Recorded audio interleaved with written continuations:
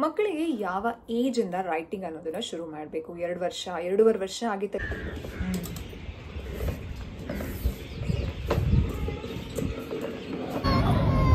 ಬೇಡವಾ ಪ್ರಸಾದ? ಏನು ಬೇಕು? Bye, I will go. Bye, see you.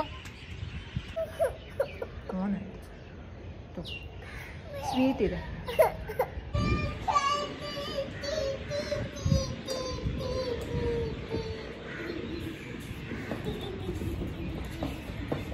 ಸಾಕಷ್ಟು ಮನೆಗಳಲ್ಲಿ ಮಕ್ಕಳಿಗೆ ಪೆನ್ಸಿಲ್ ಕೊಟ್ಬಿಡ್ತಾರೆ, ಬರೀ ಬುಕ್ ಕೊಟ್ಬಿಡ್ತಾರೆ, ಬರೀರಿ ಅಂತ.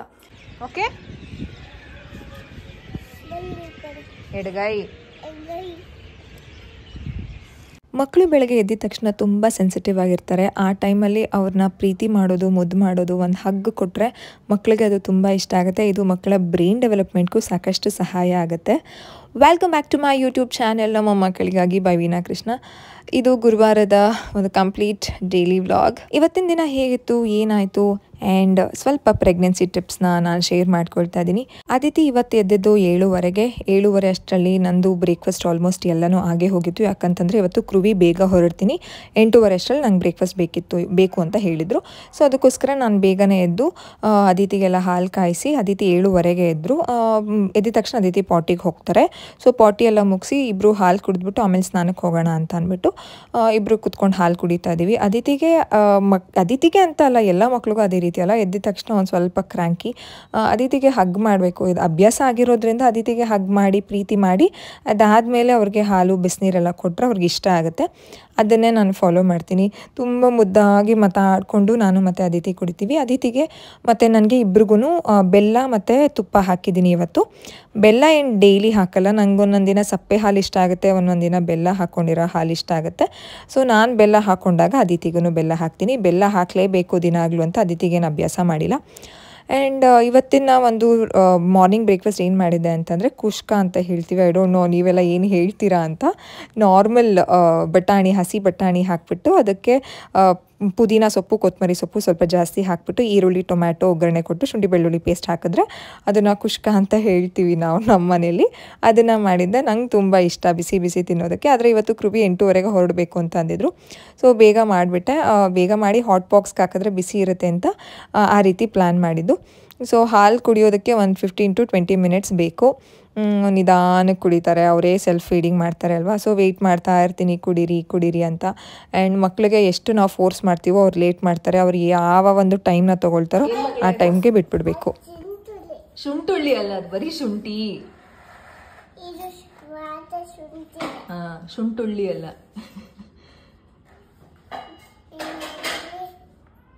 ಶುಂಠಿ. ಇಂಗ್ಲೀಷಲ್ಲಿ ಏನಂತಾರೆ? ಇಂಗ್ಲೀಷಲ್ಲಿ ಏನಂತಾರೆ? ಜಿಂಜರ್. ಅದೇ ಕಣೋಲೆ. ನಾನು ಅದಿತಿ 8 ಗಂಟೆ ಹಾಗೆ ಸ್ನಾನಕ್ಕೆ ಹೋಗೋಣ ಅಂತ ಅಂದ್ಬಿಟ್ಟು ಸ್ನಾನಕ್ಕೆಲ್ಲ ರೆಡಿ ಮಾಡಿದೆ. ಕುಕ್ಕರು ವಿಜಿಲೆಲ್ಲ ಬಿಟ್ಟಿತ್ತು. ಸೊ ಅದನ್ನು ಹಾಟ್ ಬಾಕ್ಸಿಗೆ ಹಾಕಿಬಿಟ್ರೆ ಕೃವಿಗೂ ಹಾಕ್ಕೊಡೋಣ. ಕೃವಿ ಅವ್ರದ್ದು ಸ್ನಾನ ಆಗಿ ಅವ್ರ ದೇವ್ರ ಕೈಯೆಲ್ಲ ಮುಗಿದು ಆಮೇಲೆ ಬ್ರೇಕ್ಫಾಸ್ಟ್ ಮಾಡೋದು. ಇದು ಪ್ರತಿದಿನದ ಅಭ್ಯಾಸ ನಮ್ಮ ಮನೇಲಿ ಇರೋವಂಥದ್ದು. ಬ್ರೇಕ್ಫಾಸ್ಟ್ಗೆ ನಾನು ಹಾಟ್ ಬಾಕ್ಸ್ಗೆ ಹಾಕ್ಬಿಟ್ರೆ ಅವ್ರಿಗೂ ತಟ್ಟೆಗೆ ಹಾಕ್ಕೊಟ್ರೆ ನಾವು ಸ್ನಾನಕ್ಕೆ ಹೋಗ್ಬೋದು. ಅವ್ರು ಅಷ್ಟರಲ್ಲಿ ಹೊರಟಿರ್ತಾರೆ ಅನ್ನೋದು ಪ್ಲ್ಯಾನ್ ನಮ್ಮದು. ಅದಿತಿಗೆ ಪ್ರತಿದಿನ ಎಣ್ಣೆ ಮಸಾಜ್ ಇರುತ್ತಲ್ಲ, ಇವತ್ತು ಬ್ಲ್ಯಾಕ್ ಸಿಸೇಮ್ ಆಯಿಲ್ ಅಂತಂದರೆ ಎಳ್ಳೆಣ್ಣೆ ಅಂತ ಏನು ಹೇಳ್ತೀವಿ, ಅದನ್ನು ಮಸಾಜ್ ಮಾಡೋಣ ಅಂತ ಅಂದ್ಕೊಂಡಿದ್ದೆ. ದಿನಾಗಲೂ ಒಂದೊಂದು ಎಣ್ಣೆ ಮಸಾಜ್ ಮಾಡ್ತೀನಿ ಅದಿತಿಗೆ.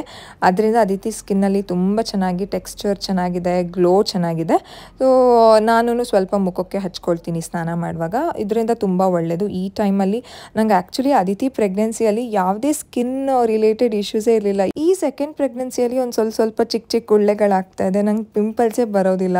ಅದೇ ಅನ್ಕೊತೀನಿ, ಒಂದೊಂದು ಮಗು ಒಂದೊಂದು ಥರ. ಎಷ್ಟು ಈ ಚೈಲ್ಡ್ ಇಸ್ ಆನ್ ಇಂಡಿವಿಜುವಲ್ ಆಗಿದ್ರೂ ಎಲ್ಲ ಮಕ್ಳುಗಳು ಡಿಫ್ರೆಂಟ್ ಆಗಿರ್ತಾರೆ ಅಲ್ವಾ ಅಂತ ಅನ್ಕೊತಾ ಇದ್ದೆ. ಸೊ ಕೃವಿ ದೇವ್ರಿಗೆಲ್ಲ ಕೈ ಮುಗ್ದು ಅವರು ಬ್ರೇಕ್ಫಾಸ್ಟಿಗೆ ಕುತ್ಕೊಳ್ತಾರೆ. ಅಷ್ಟರಲ್ಲಿ ನಾನು ಹಾಟ್ ಬಾಕ್ಸ್ಗೆಲ್ಲ ಹಾಕಿ ಅವ್ರಿಗೆ ಬ್ರೇಕ್ಫಾಸ್ಟ್ ಹಾಕೊಡೋಣ ಅಂತ ಹೇಳ್ದೆ. ಅದಿತಿ ಅಂತೂ ಇವಾಗ ನಾನು ಎಲ್ಲಿದ್ದರೂ ಅವರಲ್ಲಿರಬೇಕು. ಮಕ್ಕಳಿಗೆ ಎಷ್ಟು ಸೆಪರೇಷನ್ ಆಂಗ್ಸೈಟಿ, ಅಮ್ಮ ನಮ್ಮನ್ನು ಬಿಟ್ಬಿಟ್ಟು ಹೋಗ್ಬಿಡ್ತಾರೆ ಅಂತ ಎಷ್ಟು ಭಯ ಇರುತ್ತಲ್ಲ. ನಾನು ಅಡುಗೆ ಮನೆಗೆ ಹೋಗ್ತೀನಿ ಅಂದರೆ ನಾನೂ ಬರ್ತೀನಿ ಅಂತ ಹೇಳ್ತಾರೆ. ಸೊ ಅದಿತಿ ಅದೇ ರೀತಿ. ಬಟ್ ನನಗೇನು ಅದು ಬರ್ಡನ್ ಅಂತ ಅನ್ಸೋದಿಲ್ಲ. ಈ ಜೊತೆಗಿದ್ರೆ ಮಾತಾಡಿಕೊಂಡು ಆರಾಮಾಗಿರ್ತೀವಿ. ಕ್ರುವಿ ಮಧ್ಯಾಹ್ನ ಬಂದು ನಾನು ದೇವಸ್ಥಾನಕ್ಕೆ ಕರ್ಕೊಂಡು ಹೋಗ್ತೀನಿ ಆ್ಯಂಡ್ ಪೋಸ್ಟ್ ಆಫೀಸಲ್ಲಿ ಸ್ವಲ್ಪ ಕೆಲಸ ಇತ್ತು ಅಂತ ಹೇಳಿ ಹೊರಟಿದ್ದವರು. ನಾವು ಸ್ನಾನ ಎಲ್ಲ ಆದಮೇಲೆ ಬ್ರೇಕ್ಫಾಸ್ಟ್ ಎಲ್ಲ ಮಾಡಿ ಅದಿತಿಗೆ ಸ್ವಲ್ಪ ಆ್ಯಕ್ಟಿವಿಟೀಸ್ ಸಹ ಮಾಡಿಸಿದ್ದೀನಿ ಇವತ್ತು. ಪೆನ್ಸಿಲ್ ಹಿಡಿಯೋದಕ್ಕಿಂತ ಮುಂಚೆ ಕೆಲವು ಆ್ಯಕ್ಟಿವಿಟೀಸ್ನ ಮಾಡಿಸ್ಬೇಕು. ಪೆನ್ಸಿಲ್ಲು ಯಾವಾಗ ಮಕ್ಕಳಿಗೆ ಕೊಡಬೇಕು ಅಂತ ಆಲ್ರೆಡಿ ನಾನು ವೀಡಿಯೋನ ಅದಿತಿ ಕೃಷ್ಣ ಯೂಟ್ಯೂಬ್ ಚಾನಲಲ್ಲಿ ಅಪ್ಲೋಡ್ ಮಾಡಿದ್ದೀನಿ. ಆ್ಯಂಡ್ ರೈಟಿಂಗ್ ಬಗ್ಗೆ ಇವತ್ತು ಒಂದು ಲಾಂಗ್ ವೀಡಿಯೋನ ಸಂಜೆ ಮಾಡಬೇಕು ಅಂತ ಪ್ಲ್ಯಾನ್ ಮಾಡ್ಕೊಂಡಿದ್ದೆ. ಅದೇ ರೀತಿ ಪ್ಲ್ಯಾಂಡ್ ಆಗಿ ನಾನು ವೀಡಿಯೋ ಸಹ ಕ್ಯಾಪ್ಚರ್ ಮಾಡ್ಕೊಂಡಿದ್ದೀನಿ. ಅದನ್ನು ಎಡಿಟ್ ಮಾಡಿಲ್ಲ. ಅದನ್ನು ಎಡಿಟ್ ಮಾಡಿ ಅದಿತಿ ಕೃಷ್ಣ ಯೂಟ್ಯೂಬ್ ಚಾನಲಲ್ಲಿ ಅಪ್ಲೋಡ್ ಮಾಡ್ತೀನಿ. ನೀವು ಅದನ್ನು ಚೆಕ್ ಮಾಡ್ಬೋದು.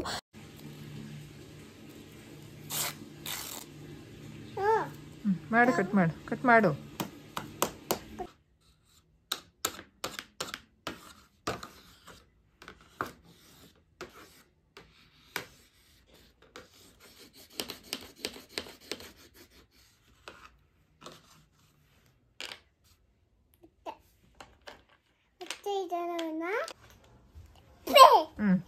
Next press.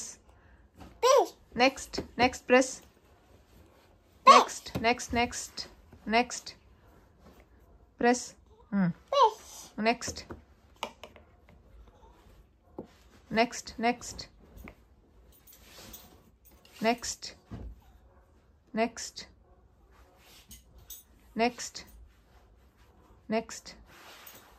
Next good job.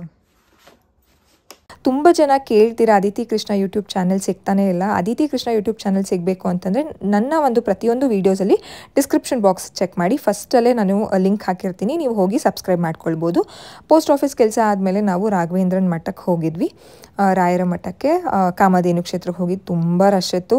ಆದರೆ ಮಕ್ಕಳಿದ್ರೆ ನಮಗೆ ಬೇಗ ಬಿಡ್ತಾರೆ ದೀಪ ಎಲ್ಲ ಹಚ್ಚೋದಕ್ಕೆ. ದೀಪ ಎಲ್ಲ ಹಚ್ಚಿ ಪ್ರಸಾದ ತಿನ್ಕೊಂಡು ಮನೆಗೆ ಬಂದ್ವಿ. ಯಾಕೋ ಅದಿತಿ ಇವತ್ತೊಂಥರ ಕ್ರ್ಯಾಂಕಿ ಥರ ಆಡ್ತಿದ್ರು. ಅವ್ರಿಗೆ ಎಣ್ಣೆ ಮಸಾಜ್ ಮಾಡಿದಾಗ ಸ್ವಲ್ಪ ಏನಾದರೂ ಬೇಗ ಎದ್ದಿದ್ರೆ, ಯೂಶಲಿ ಅವ್ರು 8:30ಗೆ ಎದ್ದೊಳ್ತಾರೆ. ಇವತ್ತು 7 ಗಂಟೆ 7:30ಗೆಲ್ಲ ಎದ್ಬಿಟ್ರಲ್ಲ, ಒಂದು ಸ್ವಲ್ಪ ಯಾಕೋ ಕ್ರ್ಯಾಂಕಿ ಥರ ಇದ್ದರು. ಪ್ರಸಾದನೂ ಬೇಡ ಅಂತ ಹೇಳ್ತಿದ್ರು. ಅವ್ರಿಗೆ ಯೂಶಲಿ ಪ್ರಸಾದ ಇಷ್ಟ ಆಗುತ್ತೆ. ಅದು ಮೊಸರನ್ನ ಕೊಟ್ಟಿದ್ರು ಇವತ್ತು ರಾಯರ ಮಠದಲ್ಲಿ. ಆದರೆ ಅದಿತಿಗೆ ಮೊಸರನ್ನ ಬೇಡ ಅಂತ ಹೇಳಿದೆ. ನನಗೆ ಸರ್ಪ್ರೈಸು. ಒಂಥರ ಕಿರಿಕಿರಿ ಮಕ್ಕಳೇ ಹಾಗಲ್ವಾ, ಒಂದು ದಿನ ತುಂಬ ಚೆನ್ನಾಗಿರ್ತಾರೆ, ಒಂದೊಂದು ದಿನ ಆಡ್ತಾರೆ. ಬೇಡವಾ ಪ್ರಸಾದ? ಏನು ಬೇಕು? ಸರಿ ಬಿಡಿ, ನಾವು ತಿಂತೀವಿ.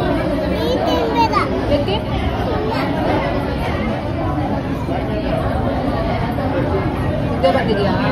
ನಿದ್ದೆ ಬಂದಿದ್ಯಾ? ಮತ್ತೆ ಡ್ಯಾಡಮ್ಮಮ್ಮ ಬೇಡವಾ? ಎಲ್ಲಿ ಹೋಗ್ತೀರಾ ಮತ್ತೆ?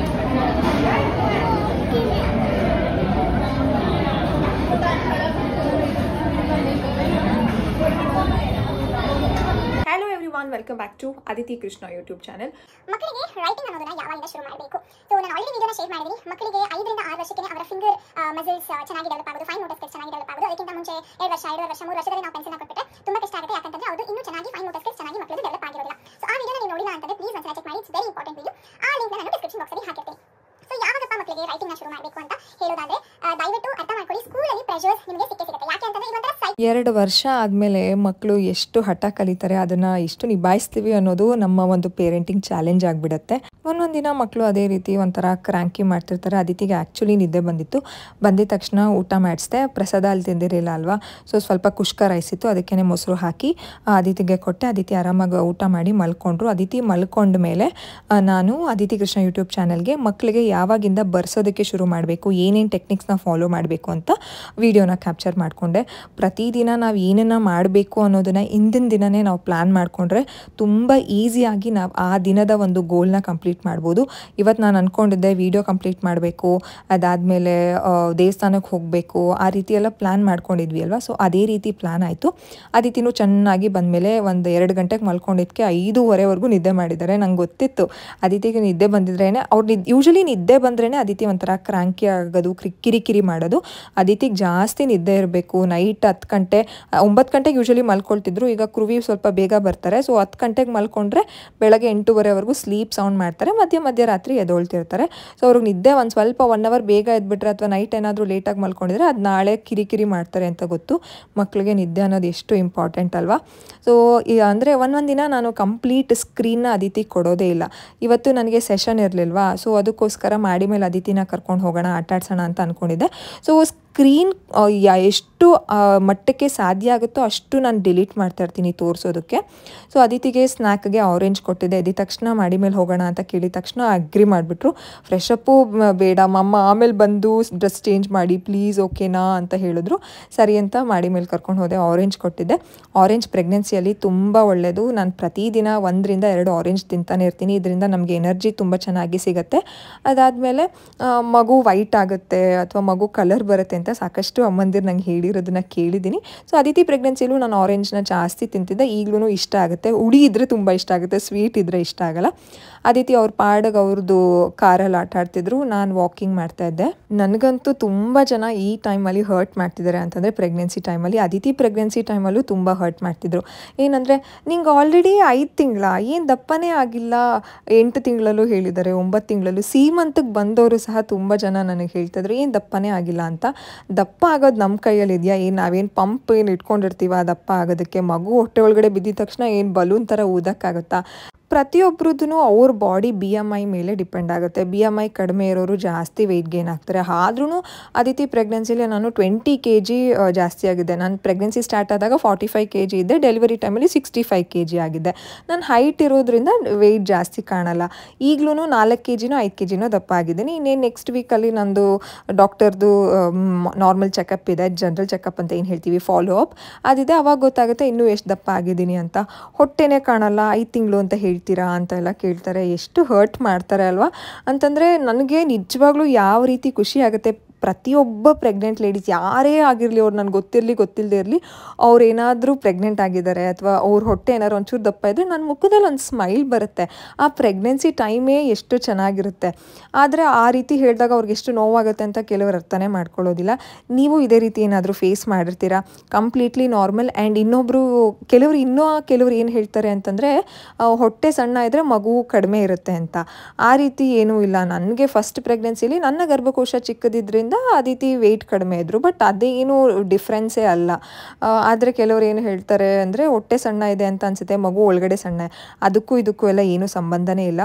ಕೆಲವ್ರಿಗಂತೂ ಅದ್ರ ಬಗ್ಗೆ ನಾಲೆಡ್ಜ್ ಇಲ್ಲ ಅಂತ ಅಂದ್ರೂ, ಏನೂ ಗೊತ್ತಿಲ್ಲದೆ ಇರೋಂತಹ ಪ್ರೆಗ್ನೆಂಟ್ ಲೇಡೀಸ್ಗಾಗಿರ್ಬೋದು, ಬ್ರೆಸ್ಟ್ ಫೀಡಿಂಗ್ ಮಾಮೀಸ್ಗಾಗಿರ್ಬೋದು ಏನೇನೋ ಹೇಳ್ತಾರೆ. ದಯವಿಟ್ಟು ನೀವು ತಲೆ ಕೆಡಿಸ್ಕೊಳ್ಳೋಕೆ ಹೋಗಬೇಡಿ. ನನಗೆ ಈ ರೀತಿಯಾದ ಸರೌಂಡಿಂಗ್ ಪೀಪಲ್ಸಲ್ಲಿ ಫಸ್ಟ್ ಪ್ರೆಗ್ನೆನ್ಸಿಲಿ ತುಂಬ ಫೇಸ್ ಮಾಡಿಬಿಟ್ಟಿದ್ದೀನಿ ನಾನು. ಹೊಟ್ಟೆ ಸಣ್ಣ, ನೀನು ದಪ್ಪನೇ ಆಗಿಲ್ಲ, ಮಗು ಚೆನ್ನಾಗಿ ಡೆವಲಪ್ಮೆಂಟ್ ಆಗಿದೆಯಾ, ಹಾಗೆ ಹೀಗೆ ಅಂತೆಲ್ಲ ಕೇಳ್ತಿದ್ರು. ಅದಿತಿ ಹುಟ್ಟಿದ ಮೇಲಂತೂ ಅವ್ರು ಕೇಳಿದ್ದೆಲ್ಲ ತುಂಬ ನೆನಪು ಬರ್ತಾಯಿತ್ತು. ಬಟ್ ಅದಿತಿ ವೆಯ್ಟ್ ಗೇನ್ ಚೆನ್ನಾಗಿ ಆಗಿದ್ದರಿಂದ ಅದೇನೂ ಇಂಪ್ಯಾಕ್ಟ್ ಆಗಿಲ್ಲ ಅನಿಸುತ್ತೆ ನನಗೆ.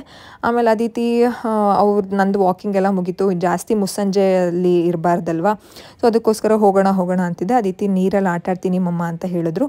ಬಟ್ಟೆ ಎಲ್ಲ ಕಂಪ್ಲೀಟಾಗಿ ಅದಿತಿ ನೆನೆಸ್ಕೊಂಡ್ಬಿಟ್ರು. ಇನ್ನೇನು ಬಂದು ಚೇಂಜ್ ಮಾಡಬೇಕಾಗಿತ್ತಲ್ಲ ಡ್ರೆಸ್ ಅಂತ ಅಂದ್ಬಿಟ್ಟು ನಾನೇನು ತಲೆ ಕೆಡಿಸ್ಕೊಳ್ಳೋಕೆ ಹೋಗಲ್ಲ. ಮಕ್ಕಳಿಗೆ ನೀರಲ್ಲಿ ಎಷ್ಟು ಆಟ ಆಡೋದಕ್ಕೆ ಬಿಡ್ತೀವಿ, ಸೆನ್ಸರಿ ಪ್ಲೇ ಆಗುತ್ತೆ, ಸೆಲ್ಫ್ ಪ್ಲೇ ಚೆನ್ನಾಗಿ, ವಾಟರ್ ಪ್ಲೇಯಿಂದ ತುಂಬ ಒಳ್ಳೆಯದು, ಮಕ್ಕಳಿಗೆ ಡೆವಲಪ್ಮೆಂಟ್ ಸಹ ಆಗುತ್ತೆ. ಸೊ ಎನಿವೇ ಈವ್ನಿಂಗ್ ಪ್ಲೇ ಅದಿತಿಗೆ ಆಯಿತು. ವಾಟರ್ ಎಲ್ಲ ಇಷ್ಟೊಂದು ಚಲ್ಬಿಟ್ಟಿದ್ರು. ನಮ್ಮ ಅತ್ತೆ ಏನಾರ ನೋಡಿದ್ದಿದ್ರೆ ಅಷ್ಟೇ ನನ್ನ ಕತೆ ಅಂತ ಅಂದ್ಕೊಂಡು ಬಂದೆ. ಆದ್ರೂ ಮಕ್ಕಳು ಆಟ ಆಡೋದಕ್ಕೆ ಇನ್ನೇನಿದೆ ಈಗಿನ ಒಂದು ಎನ್ವೈರ್ಮೆಂಟಲ್ಲಿ ಅಲ್ವಾ. ಸೊ ಅವ್ರಿಗೇನು ಬೇಕೋ ಅದನ್ನು ಅವ್ರು ಆಟ ಆಡ್ತಾರೆ. ನಾವು ಚಿಕ್ಕ ವಯಸ್ಸಲ್ಲಿ ಇದನ್ನೆಲ್ಲ ಆಡದೆ ಬಂದಿರ್ತೀವ ಅಂತ ನಾನು ಒಂದೊಂದ್ಸಲ ಅಂದ್ಕೊಂಡು ಸುಮ್ಮನೆ ಆಗ್ತೀನಿ. ಇದಾಗಿತ್ತು ಇವತ್ತಿನ ವ್ಲಾಗ್. ನೀವಿನ್ನೂ ಚಾನಲ್ಗೆ ಸಬ್ಸ್ಕ್ರೈಬ್ ಮಾಡ್ಕೊಂಡಿಲ್ಲ ಅಂತಂದರೆ ಪ್ಲೀಸ್ ಸಬ್ಸ್ಕ್ರೈಬ್ ಮಾಡ್ಕೊಳ್ಳಿ. ನಿಮ್ಮ ಪ್ರೆಗ್ನೆನ್ಸಿಲಿ ನೀವು ಯಾವ ರೀತಿ ಈ ರೀತಿ ಇನ್ಸಲ್ಟ್ಸ್ಗಳು ಅಥವಾ ಟಾಂಟ್ಸ್ಗಳು ಅಥವಾ ಬೇಜಾರನ್ನು ಯಾವ ರೀತಿ ಅನುಭವಿಸಿದ್ರಿ ಅಥವಾ ಈ ರೀತಿ ಅನುಭವಿಸೇ ಇಲ್ವಾ ಅಂತಂದರೆ ನನಗೆ ಕಾಮೆಂಟ್ ಸೆಕ್ಷನಲ್ಲಿ ತಿಳಿಸಿ. Let's discuss. ಸೊ ನಾಳೆ ಇನ್ನೊಂದು ವ್ಲಾಗ್ ಜೊತೆ ಸಿಗ್ತೀನಿ. ಆ್ಯಂಡ್ ಇನ್ನೊಂದ್ಸಲ ಹೇಳ್ತಾ ಇದ್ದೀನಿ, ಚಾನಲ್ನ ಸಬ್ಸ್ಕ್ರೈಬ್ ಮಾಡ್ಕೊಂಡಿಲ್ಲ ಅಂತಂದರೆ ಪ್ಲೀಸ್ ಸಬ್ಸ್ಕ್ರೈಬ್ ಮಾಡ್ಕೊಳ್ಳಿ. ಆ್ಯಂಡ್ ವಿಡಿಯೋ ನೋಡ್ತೀರಾ, ಲೈಕ್ ಮಾಡಲ್ಲ. ಯಾಕೆ ಲೈಕ್ ಮಾಡ್ತಿಲ್ಲ, ನಿಮ್ಗೆ ಏನು ಇಷ್ಟ ಆಗ್ತಿಲ್ಲ ಅಂತ ನಾವು ಕಾಮೆಂಟ್ ಸೆಕ್ಷನಲ್ಲಿ ತಿಳಿಸಿ. ಅದನ್ನು ಸರಿ ಮಾಡಿಕೊಂಡು ಅಥವಾ ಚೇಂಜಸ್ನ ಮಾಡಿಕೊಂಡು ನಾನು ವ್ಲಾಗ್ನ ಶೇರ್ ಮಾಡ್ತೀನಿ. ತುಂಬ ಜನ ರಿಕ್ವೆಸ್ಟ್ ಇದೆ ದಟ್ ಡೈಲಿ ವ್ಲಾಗ್ನ ಮಾಡಿ, ಅದಿತಿ ಜೊತೆ ನೀವು ಹೇಗೆ ಟೈಮ್ನ ಸ್ಪೆಂಡ್ ಮಾಡ್ತೀರಾ ಅಂತ ಮಾಡಿ ಅಂತ ಇದೆ. ಅದರ ನಿಟ್ಟಿನಲ್ಲೇ ನಾನು ಇದ್ದೀನಿ. So see you, tata, bye.